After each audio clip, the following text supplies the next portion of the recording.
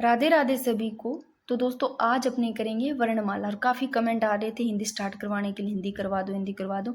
तो बीच बीच में इनके भी टॉपिक करते रहेंगे। तो देखो सबसे पहले मैं आप लोगों को एक चीज़ बता देती हूँ स्टार्ट करने से पहले कि जो मैं हिंदी करवा रही हूँ वो आप लोगों ने नाम तो सुना होगा, डॉक्टर राघव प्रकाश सर का। और क्लासें भी ली, बहुत शानदार क्लास कराते हैं। आप लोग वहाँ से भी करके देखना, क्लास कर लेना चाहिए, बहुत अच्छी करवाते हैं सर क्लास।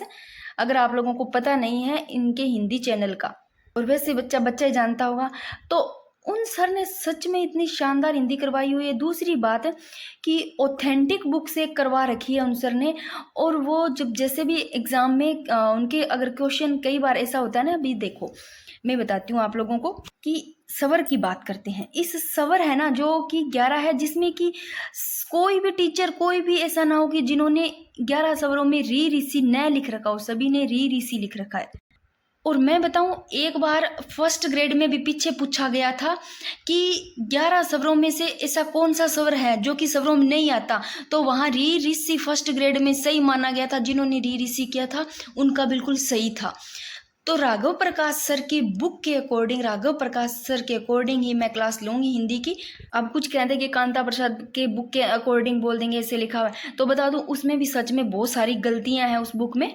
अब कईयों को तो पता ही नहीं होगा इस चीज का कि कुछ लोग तो जो हिंदी व्याकरण और भाषा वैज्ञानिकों के द्वारा जो दिए गए नए शोध है ना, उनके द्वारा परिचित ही नहीं है। सच में बता रही हूँ मैं। देखो सभी ने यहाँ पर सवरों में इस जो अभी ये नया ग्रहित किया गया है ना, इंग्लिश के द्वारा, इंग्लिश से ग्रहित किया गया है। जैसे अपने लिखते हैं ना होल, है ना, इस होल में जैसे देखो हाल लिखते हैं तब तो आ की मात्रा आ जाती है, होल ऊपर ऐसे लगाते हैं तो आग ओ की मात्रा आ जाती है। तो जो री ऋषि है ना, सभी ने स्वरों में लिखा रखा है री ऋषि, इसको लिख ही नहीं रखा। ये देखो 10 तो हुए इनकी जगह, इसको री ऋषि लिख रखा है। और सच में सच बात तो यही है कि फर्स्ट ग्रेड में पीछे एक बार ये पूछा गया और वहां पर वो गलत माना गया था। अभी मैं बात करती हूँ वो री है वो संस्कृत का, क्योंकि संस्कृत का जो री स्वर है ना वो पाली भाषा के टाइम से, यानी कि 2000 वर्ष पहले से ही स्वर के रूप में उच्चारित नहीं हो रहा है, अभी बोला ही नहीं जा रहा है। उसको बोलते किसे री ऋषि को, वो रै व्यंजन की तरह बोला जाता है। आप लोगों ने पढ़ा होगा कहीं पर, जैसे कि ऋषि कर, मैं यहाँ पर कुछ लिख देती हूँ। देखो जैसे ऋण लिखा हुआ है, ऋषि हो गया, कृपा या प्रति, तो इसको कैसे बोलते हैं, इसको ऋण। इस री की आवाज नहीं आती, बोलते तब साउंड ऋण, री, इस री की आती है ना, क्योंकि लिखा तो इस तरह जाता है री की तरह, परंतु इसका उच्चारण करते हैं तब री नहीं आता, री ऋण। और ऋषि में लिखो ऋषि, ऋषि, ऋषि बोल के देखो री, इसकी भी साउंड री में आ रही है, तो ये स्वर में नहीं है भाई। और अगर आप लोग जिदोगे भाई हाँ हमने तो यही पढ़ा है री ऋषि, तो मैं आप लोगों को कह रही हूँ आपको जहाँ से आपको री करना है तो री कर सकते हो, जहाँ से पढ़ना है पढ़ सकते हो, पर मैं गलत नहीं पढ़ाऊंगी। जो मैं बिल्कुल सही पढ़ा है मैं बस उसी के अकॉर्डिंग ही पढ़ाऊंगी।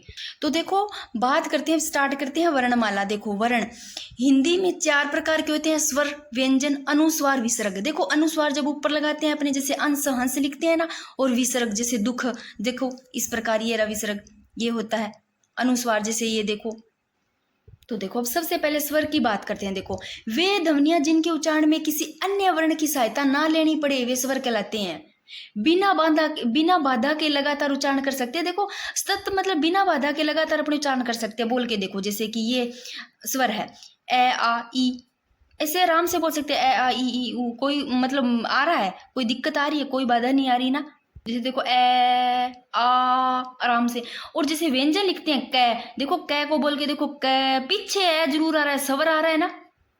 तो देखो व्यंजन मुख में कहीं ना कहीं बाधा उपस्थित होगी और फिर बाधा के हटाया जाएगा, और बाद में हटने से उच्चारित होता है। जैसे देखो कै, पीछे स्वर आ रहा है इसमें भी। इनको मैं समझाऊंगी, एक बार मैंने एक जगह लिख रखा है ना, वो सारा एक बार देखते हैं। चलो ऐसे ही चलने देते हैं, फिर इकट्ठा कर लेंगे अपने। तो स्वर का पता चल गया, स्वर यानी कि वो ध्वनियां जिसमें उच्चारण में किसी अन्य वर्ण की सहायता ना लेनी पड़ी, यानी कि वो मतलब लगातार उच्चारण कर सकते हैं और व्यंजन में बाधा आती है। और विसर्ग ये देख लो कैसे होते हैं, अनुस्वार पता चल गया, जैसे आपने लिखा है अंश, देखो अंश, तो इसमें देखो कैसे स्वर के बाद में आता है अनुस्वार। देखो यहाँ पर आपको लग रहा है ए, फिर देखो अनुस्वार लगा है अंश, तो देखो पहले ए आया है ना, पहले स्वर आया है, फिर देखो अनुस्वार आया है, देखो बाद में अनुस्वार आया, फिर ये श। तो देखो स्वर के बाद में, पहले स्वर, स्वर के बाद में आने वाला अनुस्वार। देखो यहाँ पर हंस, पहले है आया, ये देखो है और है आधा और ए, ये स्वर आ गया ना, पहले है का है। अब बोलते हैं पीछे ए आता है ना, ए स्वर आता है। फिर देखो बाद में आया अनुस्वार, फिर से और है, फिर देखो से में भी बाद में स्वर आता है। अब देखो हिंदी में स्वर पूछे तो टोटल 11 है, स्वर 11 है। और हिंदी स्वरों का जो वर्गीकरण है वो हर्षों दीर्घ। देखो हर्षों और दीर्घ में देखो, हर्षों यानी कि जिसमें कम टाइम लगता है। आप देखो 11 जो स्वर है उनको पढ़ के देखना। आप लिखो, मैं एक जगह लिख देती हूँ अलग पेज पे पहले। जैसे देखो यहाँ पर 3 है, देखो आप लोगों ने 4 पढ़ेंगे, 4 इसलिए पढ़े होंगे क्योंकि वो आप लोगों ने री ऋषि मार रखा था।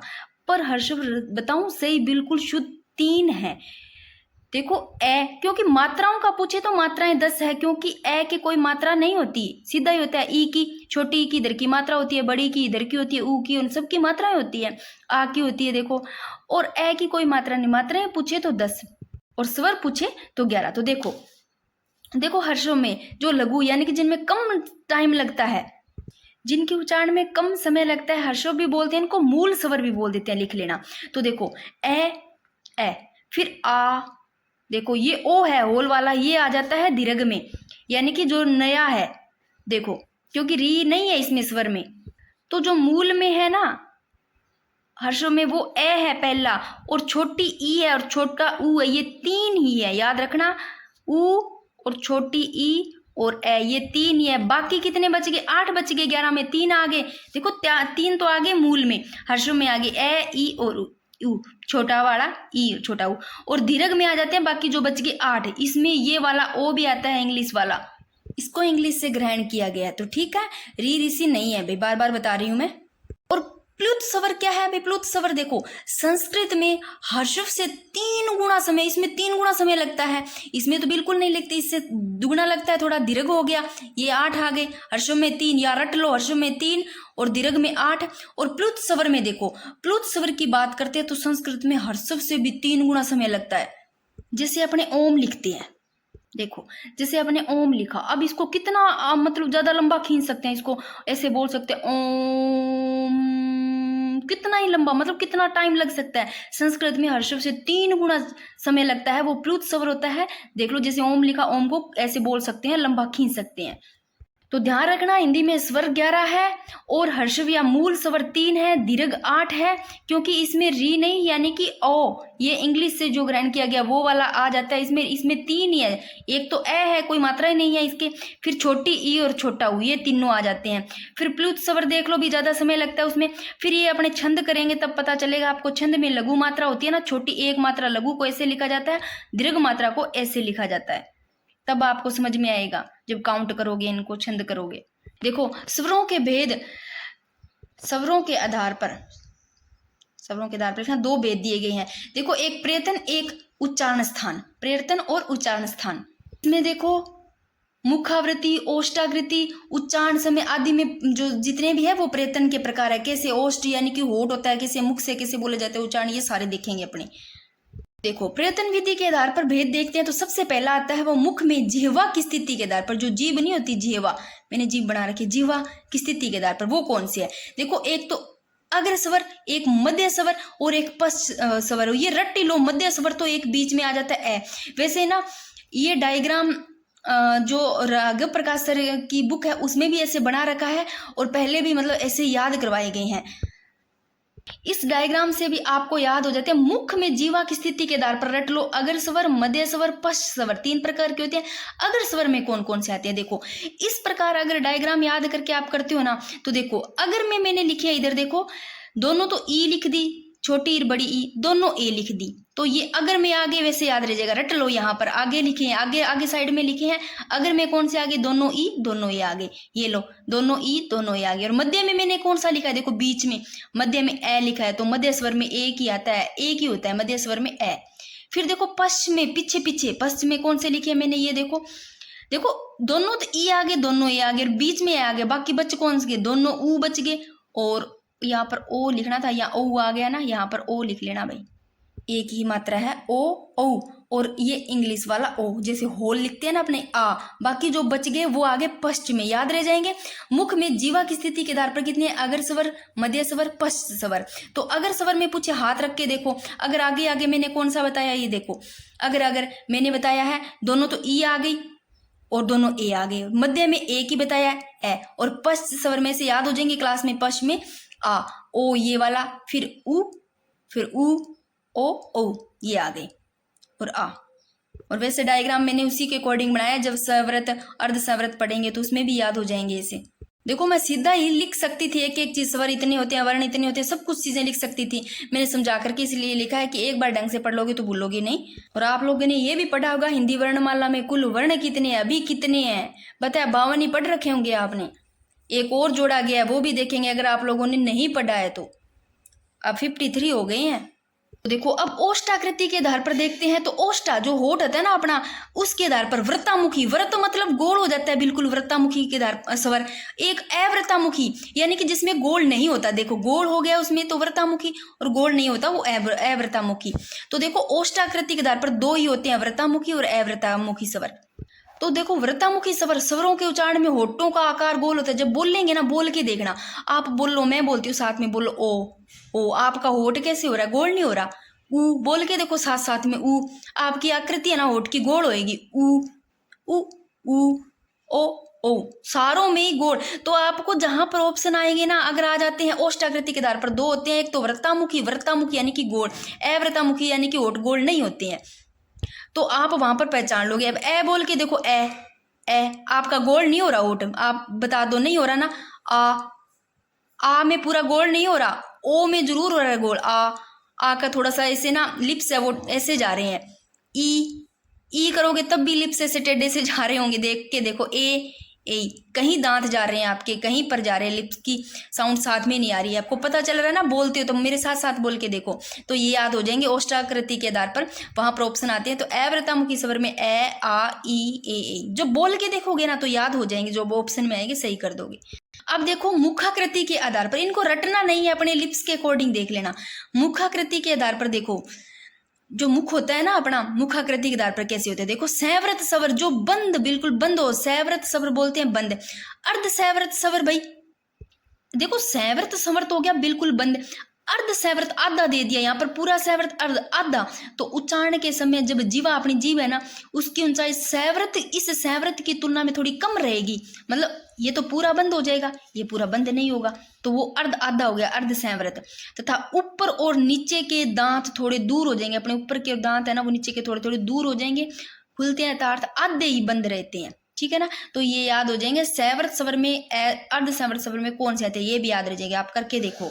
मुखाकृति के आधार पर देखो, पहले तो रट लो भी, मुखाकृति के आधार पर जो स्वर है वो कितने हैं, 1 2 3 4, कौन से, सैव्रत स्वर यानी कि बंद, अर्ध सैव्रत, सैव्रत और अर्ध सैव्रत। तो तीसरा देखो विवर्त स्वर और एक अर्ध विवर्त स्वर। अब विवर्त स्वर खुला हुआ, सैव्रत स्वर तो क्या है, सैव्रत स्वर तो बंद, और विवर्त खुला हुआ, यानी कि मुख सर्वाधिक बहुत ज्यादा खुला रहता है, और अर्ध विवर्त में आधा आ गया, जब विवर्त स्वर आ, इस आ से भी कम खुला हुआ होता है, तो याद हो जाएंगे आपको। देखो विवर्त स्वर तो एक ही है, पूरा खुल गया, जिसमें मुंह आ बोल के देखो, आपका मुंह खुल रहा है साथ साथ में, विवर्त स्वर खुला हुआ। तो मुखाकृति के आधार पर सैव्रत स्वर बंद, देखो ई ऐसे बोल के देखो, ई उ, तो इसमें ज्यादा नहीं खुल रहा, बंद रहता है, देख लो, ई उ ऐसे बंद सा रहेगा लिप्स, आप कोडिंग करके देखो अपने। फिर अर्ध सैव्रत स्वर में बोल के देखो, इसमें आधा, मतलब इसकी तुलना में थोड़ा कम रहता है, तो बोल के देखो ए ओ, आपका दूर जा रहे हैं लिप्स, थोड़े खुल रहे हैं, ए ओ इनमें खुल रहे हैं ना, तो ये अर्ध सैव्रत स्वर में आ गए। फिर विवर्त स्वर में खुला, बेस विवर्त स्वर रटी लो, एक ही है, आ पूरा ही खुल जाएगा, जैसे कि अपनों ने देखा था मध्य, ये देखो जब मुख में जीवा की स्थिति के आधार पर पढ़ा था, मध्य स्वर, मध्य में अपने एक ही रखा था, ए रट लिया, मध्य में बीच में एक ही रख रखा है यहाँ से, उसी प्रकार से आप रट लो कि जो विवर्त स्वर है ये तो खुला आ, और अर्ध विवर्त, जब विवर्त स्वर इस आ से कम खुला हो, जैसे कि देखो ए बोल के देखना, ए फिर ओ, ये होल वाला आ गया इंग्लिश वाला, ए ओ ए ओ, ये आगे अर्ध विवर्त स्वर में। अब मैंने यहाँ पर ये सारी चीजें एक जगह लिख दी, किसके आधार पर? ये देखो मुख आकृति के आधार पर। ये देखो स्वर कितने हो गए? 4, संवृत स्वर और एक अर्ध संवृत, 2 तो ये हो गए, एक विवर्त स्वर और अर्ध विवर्त स्वर। संवृत स्वर बंद, अर्ध संवृत इससे थोड़ा कम, विवर्त स्वर खुला, अर्ध विवर्त इससे कम। अब देखो संवृत स्वर में आगे देखो ई दोनों तो छोटी और बड़ी ई आ गई संवृत स्वर में बंद, और दोनों ऊ आगे, ठीक है। फिर देखो ऊ के बाद में आता है ए, देख लो अर्ध संवृत स्वर में आ गया ए ओ, और विवर्त स्वर खुला पूरा आ, और अर्ध विवर्त में देखो अद्धा थोड़ा खुला ए, फिर ये इंग्लिश वाला ओ ए ओ, ठीक है। क्योंकि संवृत में देखो यहाँ तक दोनों ई दोनों आगे, ऊ के बाद में ए आता है, ए ले लो अर्ध संवृत में, और बड़ा नहीं लेना, वो छोटा ले लो, ओ छोटे वाला, यानी कि थोड़ा कम है खुला, तो ये दोनों ले लो भाई। आगे देखो उच्चारण में लगने वाले समय के आधार पर देखते हैं तो कौन कौन से हैं। देखो उच्चारण में समय के आधार पर लगने वाले मैंने बताया था, जो पहले स्टार्टिंग में हर्षव और दीर्घ कैसे होते हैं स्वर। तो उच्चारण यानी कि जब उच्चारण करते हैं, जब उच्चारण बोलेंगे उसमें लगने वाला समय, टाइम कितना, हर्षव स्वर में कितना लगता है, दीर्घ में कितना लगता है, प्लुत स्वर मैंने बताया था ना ज्यादा खींच लेते हैं इसे। तो देखो पता चल रहा है उच्चारण बोलेंगे, जब उच्चारण करेंगे टाइम किस किस में कितना। देखो प्लुत स्वर में तो सब प्लुत स्वर है उसमें सबसे ज्यादा लगता है। देखो जिन स्वरों के उच्चारण में 2 मात्रा से भी अधिक का समय लगता है, जैसे मैंने बताया था ना ओम, इस ओम में इस ओ को अधिक कितना खींच सकते हैं, कितना खींचेंगे, जैसे बोल सकते ओम, कितना ही बोला जा सकता है ना ऐसे, तो इसमें ज्यादा टाइम, ये मतलब उच्चारण में टाइम लगने के अकॉर्डिंग जैसे समय लगता है। देखो जैसे हर्षव स्वर है मूल स्वर, जिन स्वरों के उच्चारण में कम समय लगता है भाई वो तो हर्षव यानी कि मूल स्वर है, तीनों में कम लगता है। देखो ए की वैसे कोई मात्रा है नहीं, सबसे पहले ए, फिर ई, फिर उ, ऐसे बोल दिया, तीनों कोई ज्यादा टाइम नहीं लगता है। छोटी ओ ई, छोटी ई, छोटी उ, बस मतलब मेरे तरीके से क्या पता ऐसे याद है, 3 आ गए, ठीक है ना। फिर दीर्घ स्वर भाई बड़ा, जिसमें ज्यादा टाइम लगता है, जिसके उच्चारण में अधिक समय लगता है। देखो हर्षव स्वर से दुगुना समय, इससे मूल स्वर है इससे ज्यादा समय लगेगा, तो वो हो जाएगा दीर्घ। जैसे इसमें बाकी बच गए ना 8 है, 3 इनमें आ गया, आप लोगों ने 4 पढ़े होंगे, मैं बता दूं वो सही नहीं है, और मैं जिदाई किसी से करूंगी नहीं, कोई जिद करता है तो आप लोग अपने अकॉर्डिंग पढ़ सकते हो, आप जहां से पढ़ सकते हो, पर मैं गलत नहीं करवाऊंगी, जो चीज मैंने सही पढ़ी है बस वही बता रही हूँ। तो देखो आप राघव प्रकाश सर की क्लास भी देख सकते हो, आपको समझ में आ जाएगा कि सर कितना अच्छा क्या करवा रहे हैं ना। आपको ये कोई कुछ नहीं बोलता, ऐसे कोई नहीं बोलता जैसे मैं बोल रही हूँ, आपको समझ गए होंगे आप लोग सब। जैसे देखो दीर्घ स्वर में, जैसे देखो छोटा ए तो आ गया, पहला ए तो इसमें आ गया हर्षव में, फिर बड़ा लो आगे आ इसमें आ गया, और इंग्लिश वाला जो ग्रहित किया गया ओ, ये इसमें आ जाएगा। री तो है ही नहीं स्वर में, देखो छोटी इसमें आ गई छोटे वाले में, तो बड़ी इसमें आ गई, छोटा ऊ उसमें आ गए, तीनों आ गए तो बड़ा ऊ, बाकी जो बच गए ए ए ओ ये 8 आ गए, इसमें हो गए, कुछ ही दिक्कत नहीं है। फिर प्लुत स्वर में जिन स्वरों को उच्चारण में दिए मैंने समझा ही दिया। देखो प्लुत स्वर संस्कृत में उच्चारित होता रहा है भाई, संस्कृत में उच्चारित होता रहा है, ये हिंदी का स्वर नहीं है, वैसे मैं बता देती हूँ आपको, हिंदी का स्वर नहीं है ये समझाने के लिए मैंने आपको बता दिया यहाँ पर सारे। आगे देखो मुख विवीर में उच्चारण स्थान देखिए, मुख विवीर में तो इनको रट के देखो, याद करो। देखो उच्चारण स्थान के आधार पर भेद देखते हैं, तालव्य, तालु कंठ है, कोमल तालव्य कंठ है, ओष्ठ है, ओष्ठ कंठ है, ये इनमें कौन कौन से आते हैं।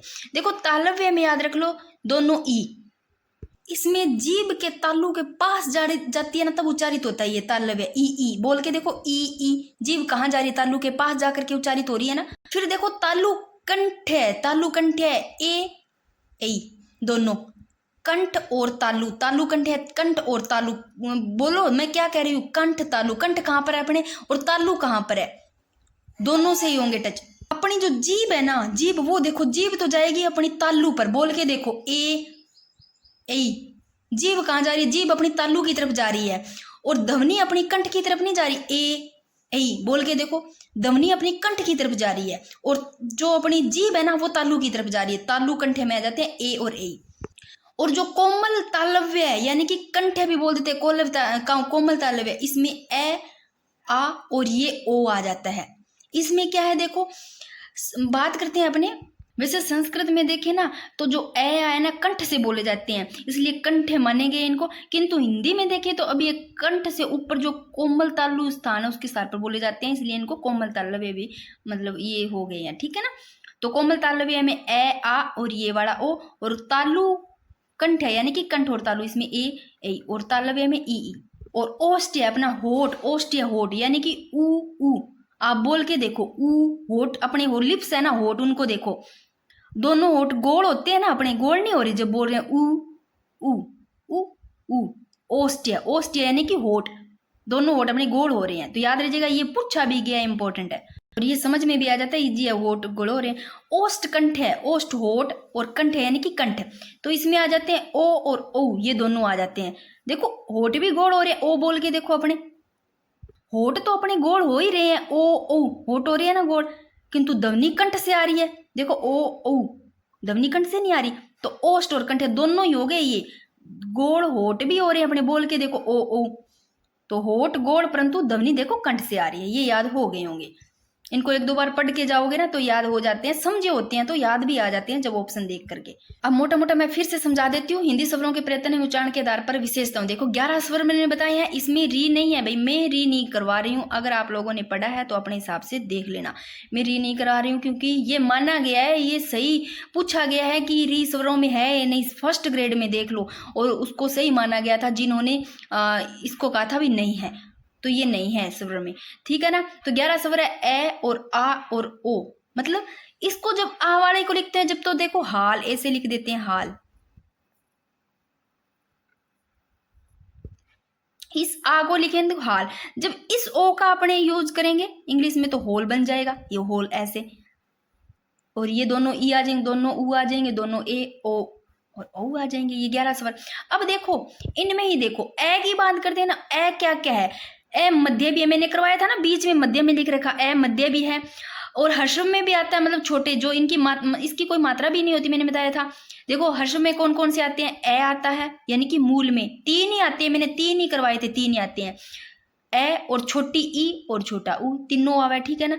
और अर्धविवर्त में कौन से आते हैं, अर्धविवर्त में जब मैंने करवाया था एक विवर्त और एक अर्धविवर्त, तब मैंने बताया था, उसमें ए को देखो, ए हर्षव भी माना जाता है, मध्य भी होता है, अर्धविवर्त में भी आ जाता है। और कौन से आते हैं अर्धविवर्त में, ये बड़ा ओ भी आ जाता है, और ये छोटा ए और ओ आ जाता है। और अवर्तामुखी में यानी कि जिसमें गोल नहीं होता पूरा, उसमें देखो ए आ बोल के देख लो, गोल हो रहा है क्या मुंह, ए आ पूरा गोल नहीं हो रहा, ई ई ई ई ए नहीं हो रहा। और कोमल तालु में कौन कौन से आ जाते हैं भाई, ये ए है ना, मध्य में भी आता है, मूल में भी आता है, हर्षों में, अर्धविवर्त में भी आता है, अवर्तामुखी में भी आता है, मतलब गोल नहीं होता और इसकी कोई मात्रा नहीं होती। और कोमल तालु में भी आ जाता है। अब कोमल तालु में कौन कौन से आते हैं, ए वाले ले लो, मतलब जिसमें ए आएगा, ए इधर आ गया आ, मतलब ए साउंड तो ए वाले यार है, यहाँ बन गया ओ और यहाँ आ ए, मतलब ये कोमल तालु में आ गया। कंठ में भी ये तीनों ही ले लो, तीनों ही आएंगे कंठ में। अगर आ की बात करें तो मैंने यहाँ पर द्वारा लिखाने के लिए ऐसे लिखा है, इकट्ठा लिख लिया, वैसे सही रहता है, याद ज्यादा रहता है। देखो आ दीर्घ में भी आता है बड़ा, देखो ए तो किस में आ गया, छोट मतलब कम टाइम लगता है इसको बोलते समय, उच्चारण करते समय, तो ये हर्षव यानी कि मूल में आ गया।